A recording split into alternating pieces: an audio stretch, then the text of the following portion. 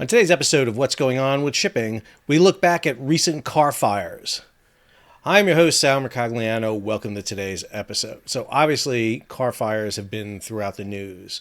We have the Fremantle Highway, which is sitting currently just north of the Netherlands, towed into a position by some rescue tugs and salvage crews just getting on board today to take a look at it. We've had the recent fire in Newark, the Grande Costa Avorio, which cost the lives of 2 Newark firefighters. And then if you go back just in recent history, a slew of ship car carrier fires. We're going to look at them based on a story by my buddy Mike Schuller over at G-Captain. If you're new to the channel, hey, take a moment, subscribe to the channel, hit the bell so you'll learn about new videos as they come out. So this is a story over on G-Captain, Mike Schuller, July 27, 2023, a brief look back at recent car carrier fires. Now, Mike doesn't look at every car carrier fire because there's a lot of them, believe it or not. But he does look at the majority of them, and in particularly the most significant. Starts off with talking about the Fremantle Highway, which we know is carrying about 3,783 cars, of which 498 are electric. The ship right now is at an anchorage just north of the Netherlands. And as I mentioned to you before, we have salvage teams on board right now assessing the damage. But of recent fires, there have been quite a few, and we're going to go ahead and take a look at them as we do. So obviously the most recent one, and the one with fatalities, was the one in Newark, the Grande Costa Avorio of Grimaldi lines. This is back on July 5th of 2023 in Port Newark. The ship was loading used cars and new cars for transport over to West Africa, and it was during the loading process. They had about 1,200 cars on board when fire broke out on Deck 10 and Deck 12. Deck 12 was the very top of the vessel. Deck 10 was 2 decks down below it. Now, this vessel is what's known as a ConRo, a container slash roll-on, roll-off ship. But the vehicles reported were on fire. There were 2 vehicles that were pushed on board. They broke out in the fire. They were able to extinguish the top deck. However, on Deck 10, firefighters from Newark went into the deck. They got separated from their hose, trapped in between the vehicles, and unfortunately lost their lives. Now, there was no report of electrical vehicles on board here, but this one dealt with used vehicles. And let's be clear, used vehicles are extremely dangerous. The vehicles that go on vessels like this are either driven, towed, or forklift on. And the electrical issues associated with them, what they're carrying on board, is not well regulated. Matter of fact, they don't fall in normal regulations. Unlike new vehicles that drive on board, new vehicles drive on board with maybe about a gallon of gasoline tops on board. Used vehicles can be fully loaded. Not only that, there could be stuff thrown in the back of the used vehicles. It is a huge problem. And Grimaldi, which is the operator of the Grande Costa Avorio, have had a problem, as you're about to see here, with ship fires. Principally, one of the big issues has been the batteries not being properly disconnected. And this has caused issues throughout them. And so we're going to see that theme here. Felicity Ace was operated by MOL. This is Mitsui OSK lines.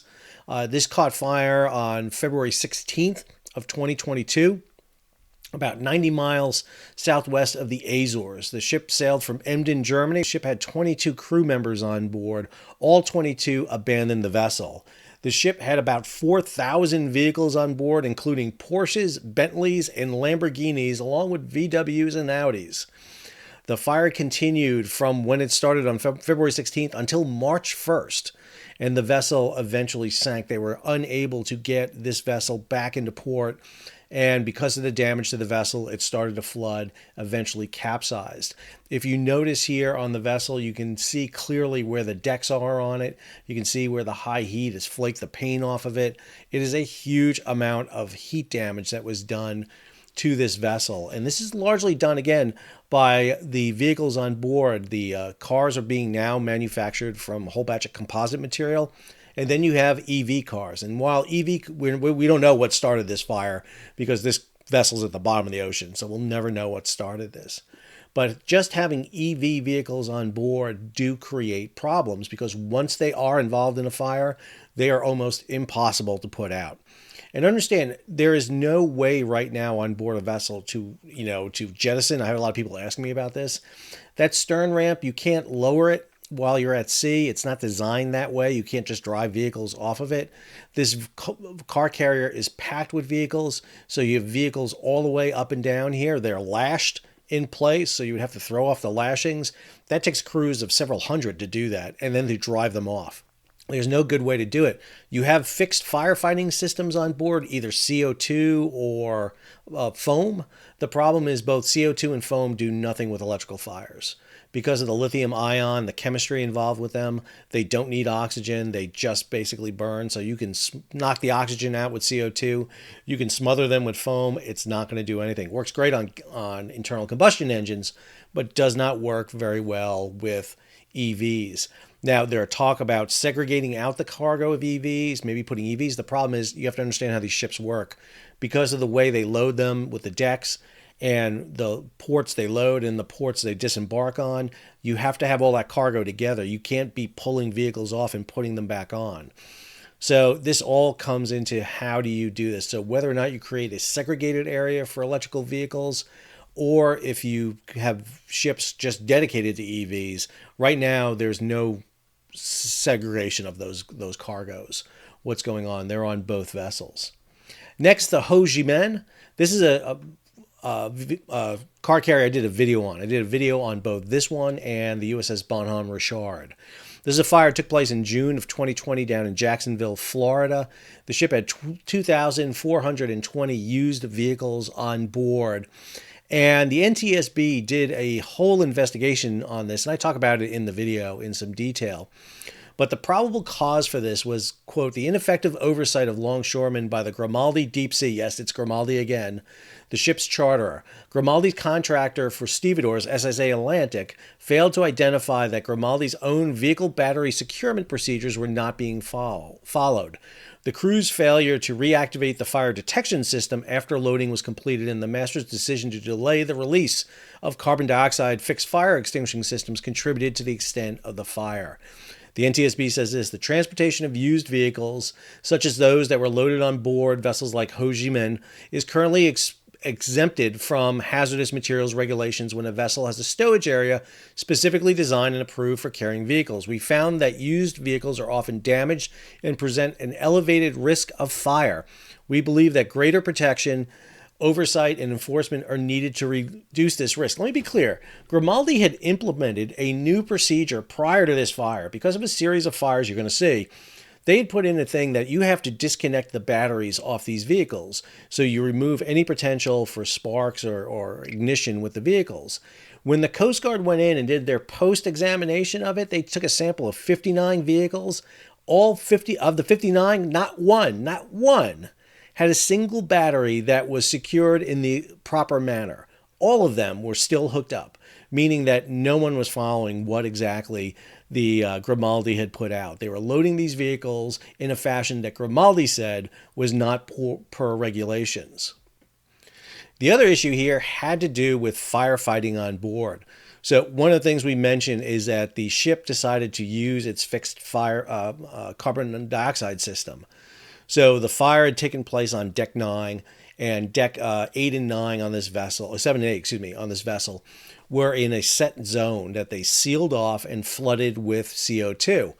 And when they flooded it with CO2, the fire did not go out. So firefighters from Jacksonville Fire Department arrived on scene. This video you're going to see here shows you the moment when they went back onto that deck and opened up the compartment to go back in there and start fighting the fire. Those compartments are sealed. They are sealed off from inside air, outside air. The ventilation is secured.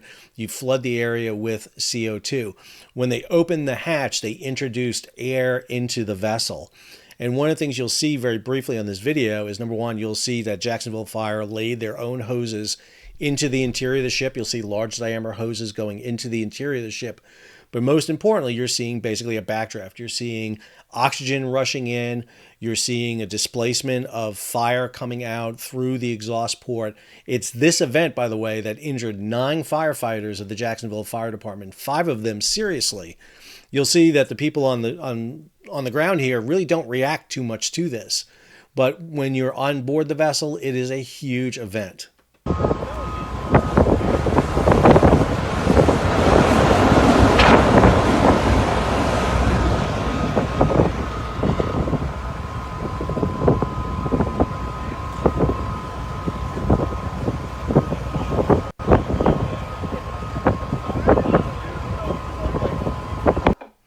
Not a large reaction there by anybody on board, but that is significant. And that what goes to show you have to be really careful about fighting car fires on car carriers. The key here was to secure the deck, flood it with CO2, and then don't go back in it. You keep it sealed until that fire basically burns itself out. You provide protection, exposure protection on the deck above and the deck below, but you don't go back in on the fire deck. And unfortunately, the Jacksonville Fire Department had to learn that lesson, a very tough one. Next, this is the Grande Europa. Grande Europa had a fire on board that, again, is another Grimaldi line ship. This took place on May 15, 2019. The vessel was about 25 miles off of Palma, Mallorca in Spain. She had on board about 1,687 vehicles, including cars, vans, trucks, excavators. Most of them were new, plus about 49 containers were loaded on board. The fire started on deck 3. Now, the way these decks are on the ship, the very bottom deck is deck 1, and then you number up like floors. Difficult thing to understand is when you go on board these vessels, if you're a firefighter, for example, go back to Hojin in Jacksonville, when you come up that stern ramp, you're on deck 5. So you're already 5 decks above the bottom deck. You're and multiple decks below the top deck. I think it was 12 decks on that vessel. And so, this is a skyscraper you're operating in. For Grande Europa, the initial fire started on deck 3, and it was extinguished by the ship's crew in 45 minutes. However, a few hours later, a second fire broke out on a separate deck. And this is one of the reasons why Grimaldi began to implement their procedure about disconnecting batteries. Firefighting crews, all merchant mariners are trained as firefighters. However, they don't have a lot of experience fighting fires. This is the big difference between sea-based firefighting crews and land-based firefighting crews. Sea-based firefighting crews know their vessel. They know how to fight shipboard fires. Land-based firefighting crews have a world of experience, but it's a much different environment they're operating in. And so in some ways, while they have the experience, they're at a disadvantage because they're not familiar with the area they're operating into. So Grande Europa really convinced Grimaldi that they need to do something with the batteries. I'm really interested to see what the situation is on board Costa d'Avorio. Were those batteries disconnected on the vessel, or were they still connected as we found out with Hojin? Then you have this vessel. This is the Grand America. Once again, Grimaldi lines. This is March 12th of 2019. This is in the Bay of Biscay off the coast of France. This fire actually broke out in the containers up on the bow of the vessel, but spread very quickly. Now, containers are equally as dangerous for fires as car carriers are, but containers are enclosed. The problem you have with containers are they're stacked. So that once fire breaks out in one container, it jumps to the next container, to the next container, to the stack, and you're off to the races there. Very hard to get under control. Containers that are below deck in holds of container vessels will have suppression systems. You'll be able to flood with foam or CO2 or water, but above deck, you don't have that. Some ships will have abilities to spray mist hooked up, but lots of times you don't have that. So you will need exterior firefighting equipment to do that. Because Grand America was at sea off the Bay of Biscay, there was really very little assistance available. Initially, the fire got out of control pretty quick. Just 2 days in, it had about 860 tons of dangerous goods on board, about 2,100 vehicles, both new and used. She was sailing from Hamburg, Germany, heading over to Casablanca in Morocco. This vessel, like many others that I've just talked about here, the authorities have submitted their final reports to the International Maritime Organization. However, they're not publicly available. We have the report from the NTSB on the Hojin because that was in Jacksonville, Florida, much like we'll have the report on the Grand Costa d'Avorio. But a lot of these fires, when they take place, the flag of registry in the case of Grimaldi, Italian flag, will basically submit it, or in the case of Felicity Ace, Panamanian registry, they will do a report, submit it to the International Maritime Organization. This is the UN's arm of the of shipping, but we will not get the report published, so we don't know what they said, and this creates a huge problem for us. being able to determine the cause helps us figure out ways to fight these fires. Because without this, we just don't know. Should we be fighting these fires with dry chemicals? Should we be using CO2? Should we be using foam? What is the type of means to fight this? This vessel sank in 13,000 feet of water. We're not going to get any information on what happened to this vessel at all. Then you have this story, an amazing story. This is the vessel Sincerity Ace on fire in the Pacific early in January of 2019. If you're seeing themes here, we're seeing names, very similar names, Felicity Ace, Sincerity Ace, the Grimaldi lines. This is an MOL ship. We seem to see patterns here in some of these vessels. This vessel caught fire out in the middle of the Pacific, and response was triggered by vessels and assets in the area. So the Coast Guard dispatched C-130 Hercules aircraft. The Navy sent a P-8. But more importantly, vessels responded. The ship in the foreground here is the motor vessel Grande, a U.S. flag car carrier which responded to the distress of the Sincerity Ace. They were actually able to rescue 16 of the 21 crew members off the ships 2,000 miles northwest of Hawaii. The 4 missing crew members were unable to be found. But this gives you an idea, again, of what could happen out in the ocean when this takes place. Video here shows you Sincerity Ace on fire. You can see it ravaging through the vessel. And these burns seem to be very similar. We see these fires start taking place. They start to scorch the outside of the vessel and just run through decks. And because they're so hot, you can really see where they're burning throughout the vessel as it progresses. These are great images shot by Coast Guard C-130s flying overhead.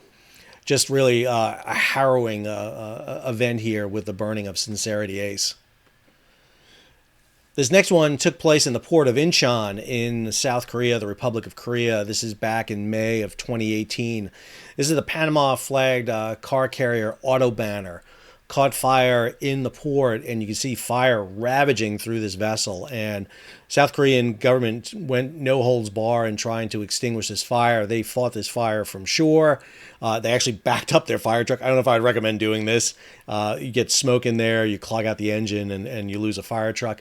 They fought it from shore. They were using helicopters, but then they also brought in some of their Coast Guard vessels to provide water support, and just a massive deluge of water. I can't tell you how much water is coming out of that vessel right there. It is a monster cannon that they're shooting there. But again, it shows you the extent of this fire. All 28 crew members were saved on this. But again, it shut down the port for quite a while. This ship was operated by Hyundai Glovis. It was a 1988 built ship, can handle up to 6,000 vehicles on board. It was a massive fire in the port of Incheon. Next fire involved a U.S. flag car carrier. This is an American roll-on, roll-off car carrier. This is a subsidiary of Wallenius Lines. This is back in February 24th of 2017.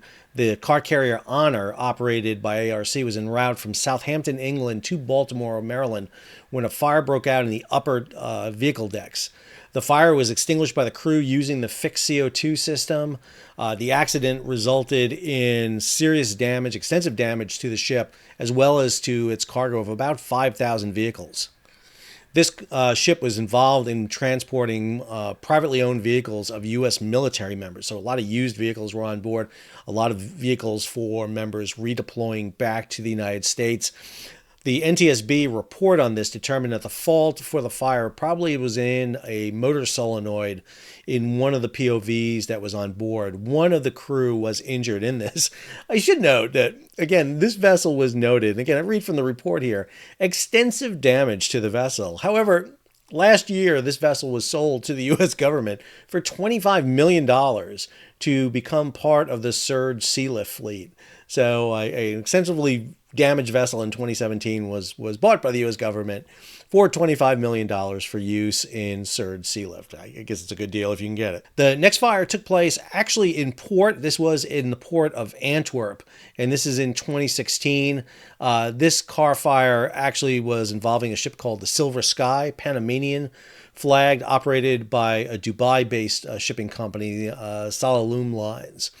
And according to reports, this vessel was loading vehicles for West Africa, very similar to what we saw with the Grand Costa d'Avorio up in Newark. The fire started on board Antwerp, which has some of the best firefighting assets in the area, down in that area. Were able to respond. They were able to cool the hull, get on board, and actually extinguish the vehicles and prevent a loss of the vessel in port. The last one we're going to look at is this one, in another American-flagged roll-on, roll-off carrier. This is the Courage. 2015. And the Courage suffered this fire on June 2nd, 2015. She was transiting from Bremerhaven to Southampton in the United Kingdom. She was carrying new vehicles, Mercedes-Benzes, BMWs, plus military vehicles and personally owned used vehicles. Again, part of that process of returning personally owned vehicles back to the United States. Accident resulted in some extensive damage to the vessel, estimated about $40 million in damages. The NTSB determined that the probable cause of the fire was electrical arcing in the automatic braking module of a vehicle that was on board. And again, this is why it's so important to remove the electrical, or at least unhook the electrical of the vehicles, to basically unhook that negative post from the vehicle so that you don't have electricity running through the vehicle, which works great in an internal combustion engine when it's done. It doesn't work in an EV car because you can't do that in an electrical vehicle, unfortunately. And unfortunately, once those electrical vehicles' batteries go, it's very hard to control them. You get this cascade runaway, and it is extremely difficult to control them. Well, I hope you enjoyed this quick little retrospective of vehicle car fires. They are nasty. They are a big problem. They seem to be happening more often. And most importantly, because of the advent of electrical vehicles. And let's be clear about something. I am not bashing on electrical vehicles. If you want an electrical vehicle, that's fine. Go ahead and have an electrical vehicle. I don't have a problem with electrical vehicles. I have no problem. I am not someone who is bashing electrical vehicles. However, onboard vessel, when they catch fire, they are a pain in the butt, because they are going to make you lose a ship. Because of the nature of the battery packs, how they're stored, and the amount and how the energy comes out of them in that chemical reaction, and that just what you have, it will involve other vehicles around them. You can't extinguish them. Most fire departments have adopted a strategy to let an EV burn. If you try to put it out, you'll be there longer, and you'll not do anything. Most estimates says an EV will burn itself out in an hour to an hour and a half. If you try to fight it, you'll be there for multiple hours, and you just will not put it out. The problem is you don't have that option on a car carrier. And a lot of people have these ideas, let's put the blankets over them. That doesn't put it out. It helps restrain it, but it's not foolproof. The CO2 system doesn't work. The foam system doesn't work. Halon would be great, but we're not allowed to use halon since 1994 because of the environmental impact. I think that needs to be relooked. I think there needs to be a way to ensure the safe transport of EVs on board vessels, because if not, we're going to keep having incidents, whether or not it's the EV that started the fire or not. If they're on board and the fire spreads, and what you see how they spread, it's going to be an issue. I hope you enjoyed today's episode. If you did, take a moment and subscribe to the channel. Hit the bell so you'll be alerted about new videos as they come out. Leave a comment, share it across social media, give it a big thumbs up, and if you can, support the page. How do you do that? Well, you can hit that super thanks button down below, or head on over to Patreon and become a monthly or yearly subscriber. Until our next episode, this is Sal signing off.